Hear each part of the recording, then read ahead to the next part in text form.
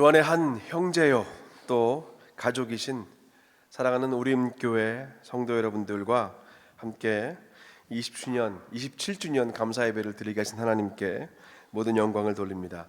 저는 작년 6월부터 오렌지 한인교회 담임 목사로 섬기고 있는 정유성 목사입니다. 저희 교회 요람에 보니까요 1998년 4월 26일 바로 어제 오렌지 한인교회의 지교회였던 남부 오렌지 한인교회가 우림교회란 이름으로 바꿔서 정식으로 창립 예배를 드렸다. 그렇게 요람에 지금도 계속 기록이 되어 있습니다. 그리고 제가 2004년부터 2015년까지 요 위에 얼바인 베델교회에서 부사역자로 사역할 때요, 그때 우림교회를 방문해서 찬양 집회를 인도한 적이 있었습니다. 당시 아마 제 기억에 담임 목사님이 송병일 목사님이었던 것 같은데요.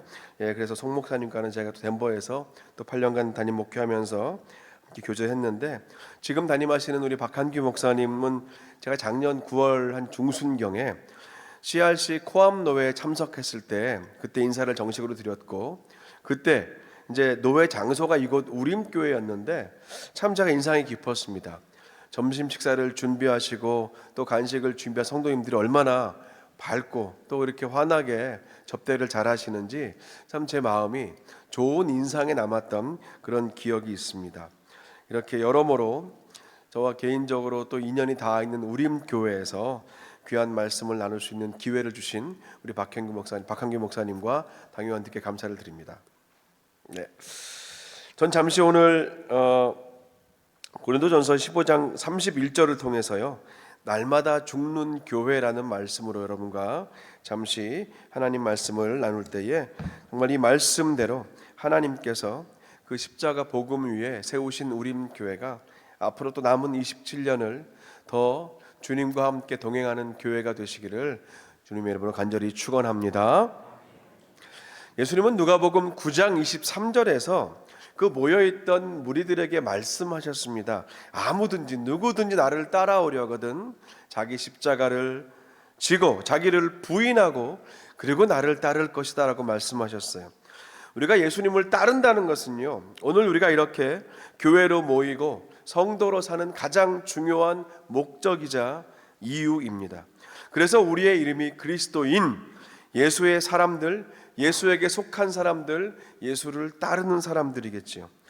예수님은 당시 모여있던 많은 무리들과 특별히 오늘 모여있는 우리들에게도 예수님을 따라가기 위한 세 가지 조건을 말씀하고 계십니다.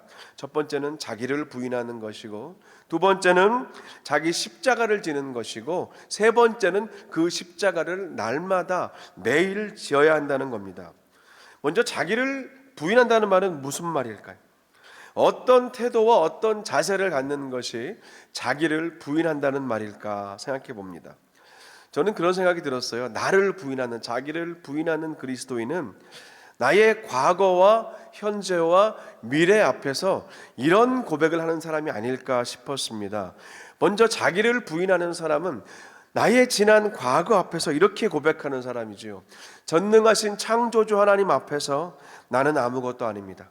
하나님이 아니면 여전히 나는 죄로 인해 죽을 수밖에 없는 티끌만도 못한 존재입니다.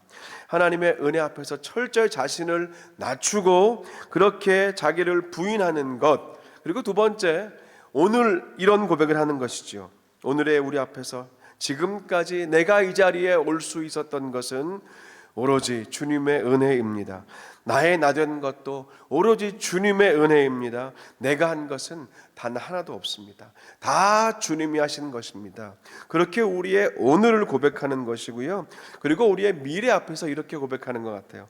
하나님, 내가 계획한 것, 우리가 꿈꾸는 것, 그 모든 것들을 아무런 조건 없이 하나님 앞에 내려놓습니다. 어디로 나를 또 우리를 이끄시든지 거기에 순종하며 살겠습니다. 이렇게 고백하는 것, 나의 과거와 우리의 과거와 현재와 미래 앞에서 하나님께 이렇게 고백하며 사는 것이 자기를 부인하는 삶이라고 믿습니다.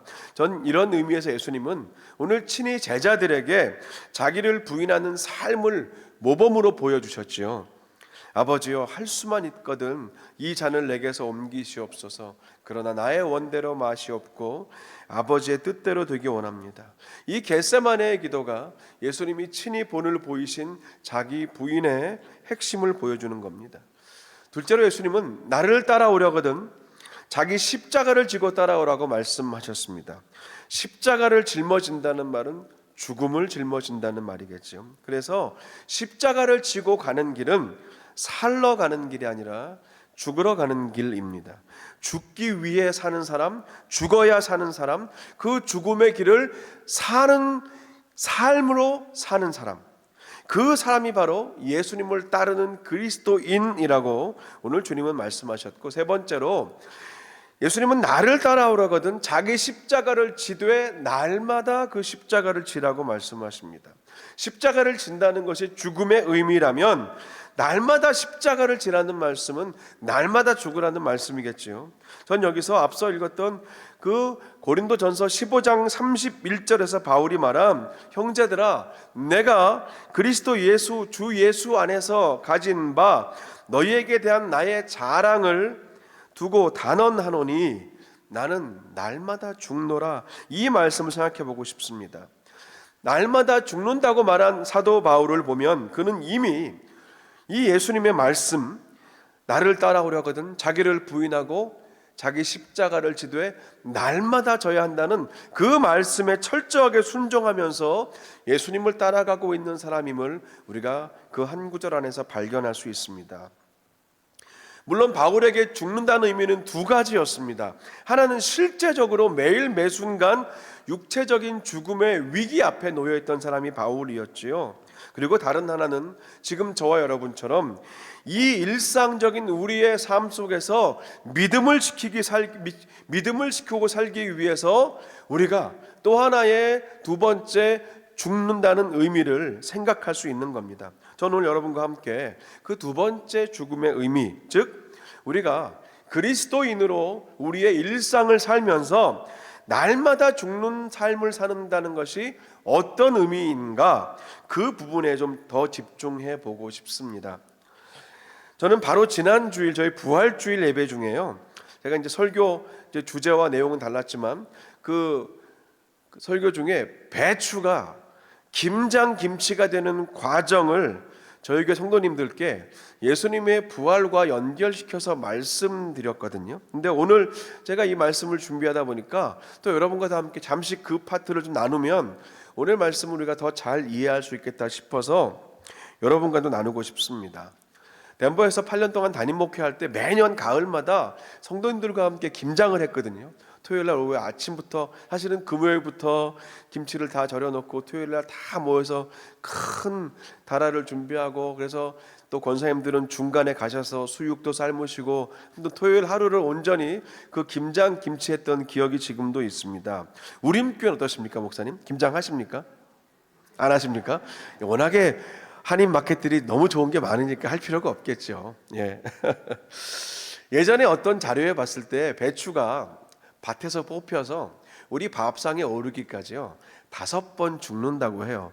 그냥 이렇게 일상적인 얘기인데 저는 그 안에서 이 말씀의 진리, 복음의 십자가, 그 예수님의 말씀을 싹 발견하게 되더라고요. 그래서 그 내용은 이렇습니다. 배추가 땅에서 한번 뽑힐 때 죽고, 그리고 칼로 쪼개어지고 다듬어질 때 2번 죽고, 그리고 굵고 짠 소금에 푹 절여질 때 3번 죽고, 맵고 진한 양념들하고 막 어울려서 버무러질 때 그때 4번 죽고, 그리고 김장독이나 김치 냉장고에 들어갈 때 5번 죽는다는 거예요.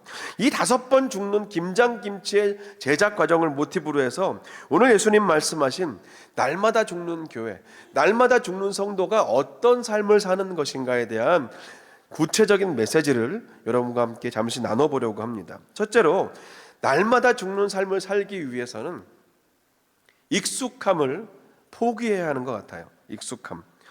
배추가 충분히 성장했을 때 땅에서 뽑히면 한번 죽는다고 말씀을 드렸는데요, 자기를 그 쭉 자라나게 해 주었던 그 양질의 흙에서 떠날 때 사실은 죽는 겁니다. 만약에 계속 그 속에만 머물러 있었다면 결국 썩어버리겠죠. 전 우리들도요, 날마다 죽는 삶을 살기 위해서 우리의 익숙한 그런 신앙생활에 때로는 정면으로 직면할 필요가 있다고 믿습니다. 익숙한 생활에 익숙해진 성도들은 아무래도 때로는 좀 고집스러운 모습이나 혹은 약간 배타적인 면도 없지 않습니다. 왜냐하면 익숙함을 유지하기 위해서는 익숙하지 않은 것들에 대해서 저항하고 거부하는 것이 불가피하기 때문에 그렇습니다. 교회의 성장과 성수도 그런 것 같아요. 단순히 숫자적인 성장을 떠나서 언제나 모든 교회는 성숙을 향해 달려가고 있다고 믿습니다. 그러기 위해서는요, 자리를 내줄 수 있어야 하는 것 같아요. 자리를 내주는 것. 새가족이나 초신자들이나 좀 어려운 분들에게 마음의 자리를 내줄 수도 있어야 하고, 그리고 우리 믿음 열차 이 공동체 안에서 또 좋은 자리를 그렇게 내어주는 교회가 저는 좋은 교회인 것 같아요. 내가 주일에 늘 앉던 자리, 오늘 방문자가 혹은 새가족이 와서 내 자리에 누가 모르고 앉아있거나, 내가 늘 대던 그 나의 주차 스페이스에 누가 모르고 겁도 없이 차를 딱 대면 불편한 마음이 드는데, 근데 그런 상황에도 웃으면서 처음 오셨어요, 그렇게 그냥 반갑게 인사하는 교회가 좋은 교회겠죠. 아멘입니다. 그런 교회가 좋은 교회예요. 우리의 이 신앙생활 안에요, 깊숙이 뿌리를 내리고 있는 다양한 종류의 익숙함들을 주님께 온전히 내어 맡기고 내 주장을 포기하며 사는 것, 그것이 십자가 그리스도인들의 삶이라고 믿습니다.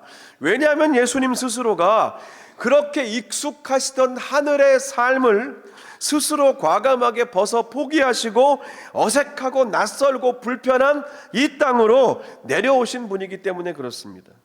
예수님이 익숙함을 포기하셨기에 당연히 우리도 익숙함을 때로 필요하면 포기할 수 있어야 한다는 겁니다. 그것이 바로 나의 익숙함을 때론 하나님의 영광과 또 한 영혼을 위해서 조심스럽게 포기할 수 있는 것, 그것이 날마다 죽는 성도와 교회의 모습인 줄 믿습니다. 두 번째로요, 날마다 죽는 삶을 살기 위해서는 감추어진 것이 드러날 때 그것을 견뎌야 합니다.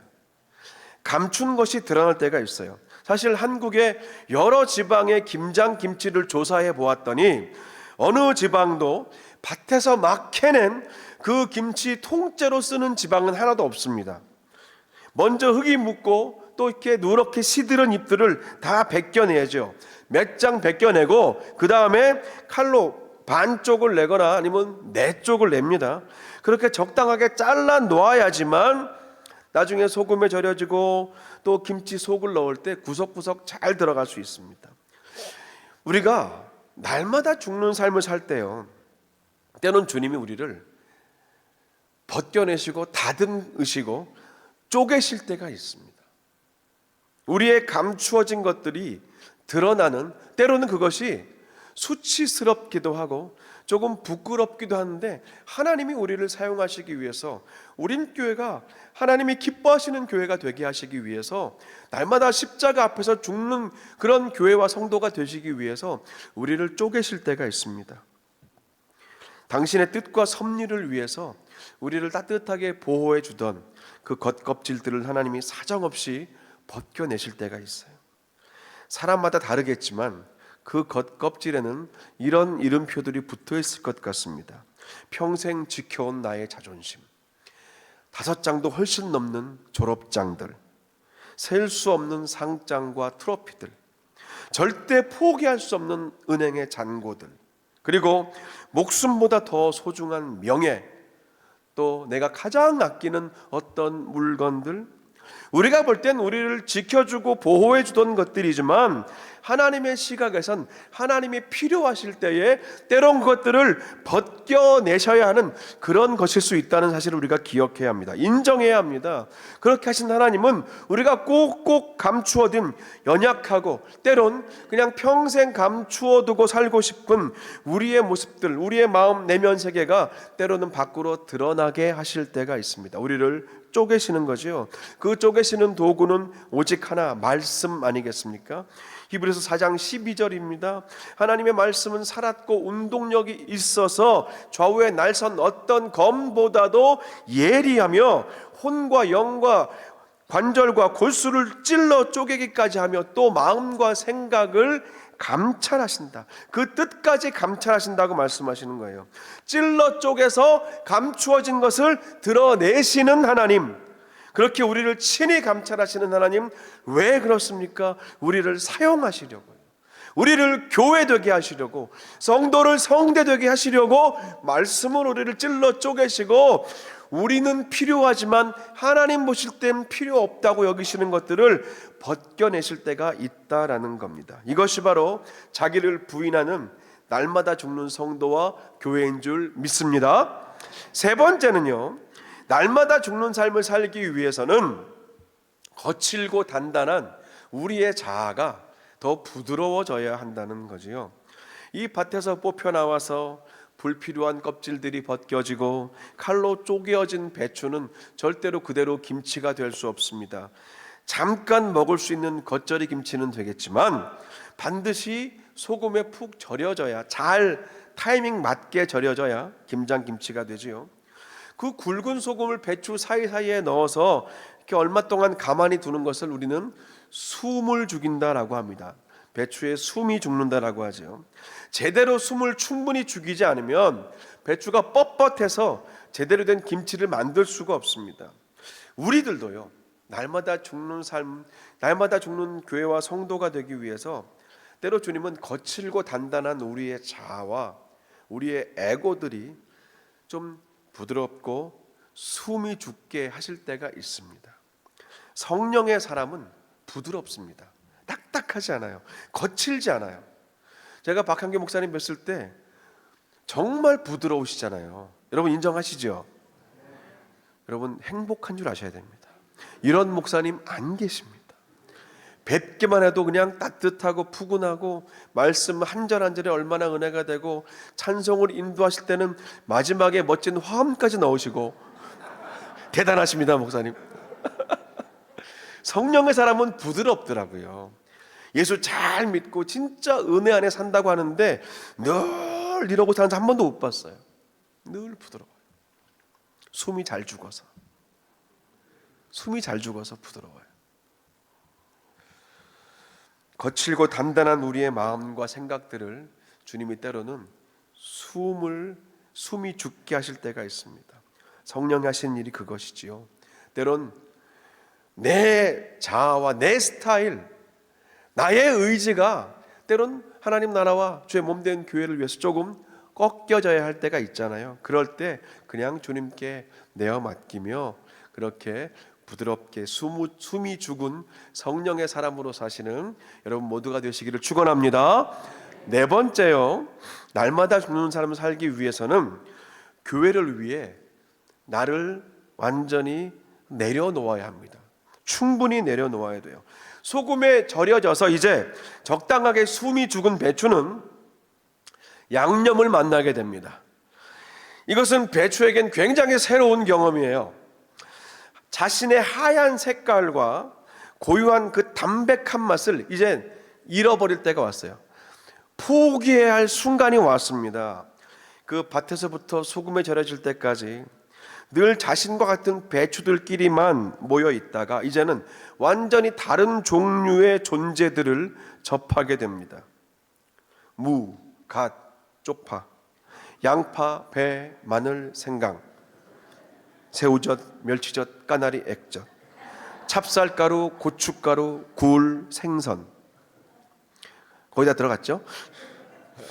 너무 다른 존재들이지만 이것들이 버무러졌는데 그 버무러진 시뻘건 것과 하얀 배추가 이제 만날 수밖에 없어요.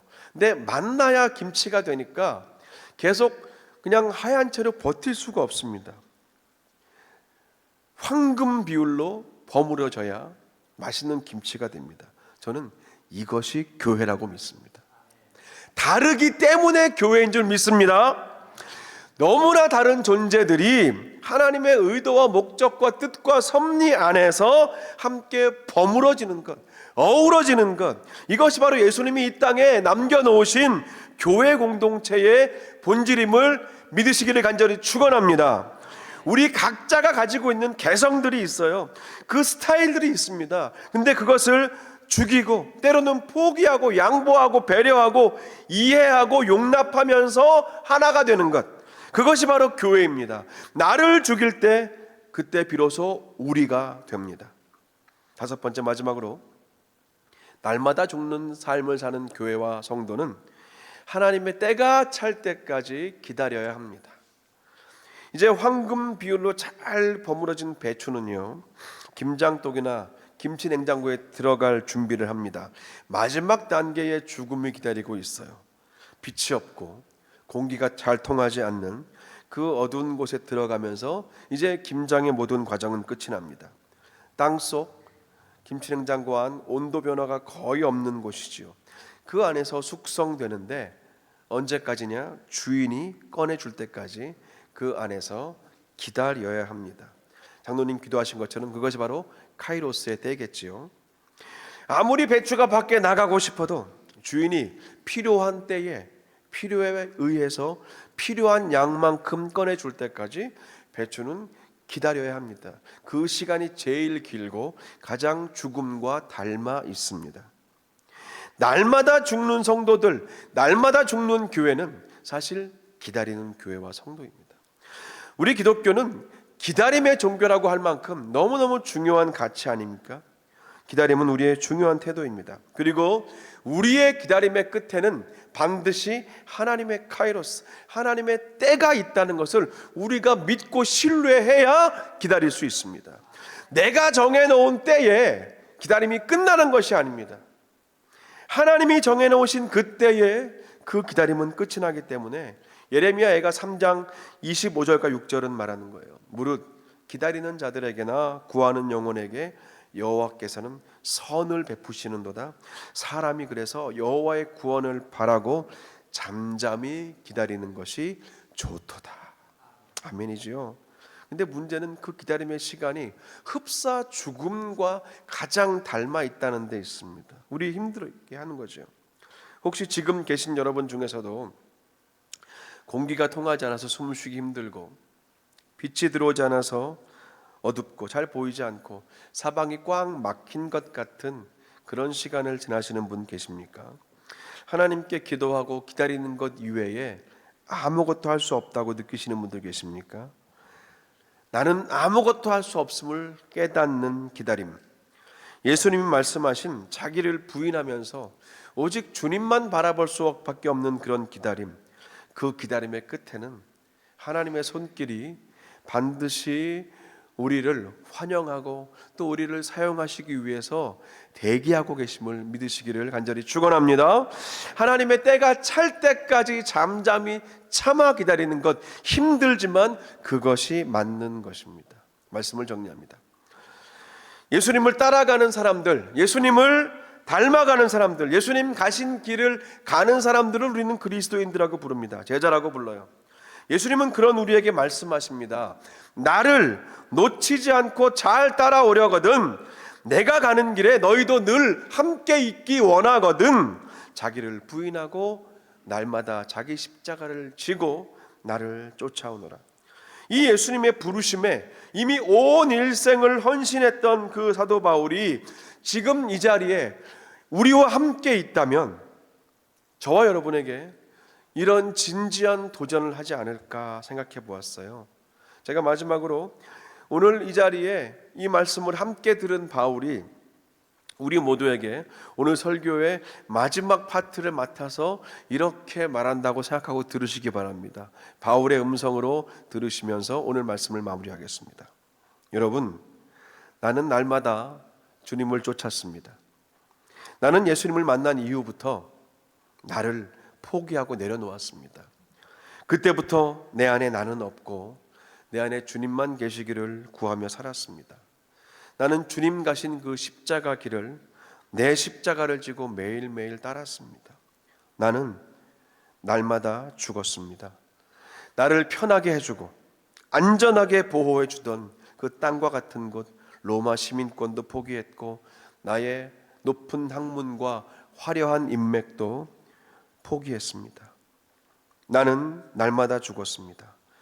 예수님을 만나고 내가 얼마나 추악하고 더러운 존재인지를 알았습니다.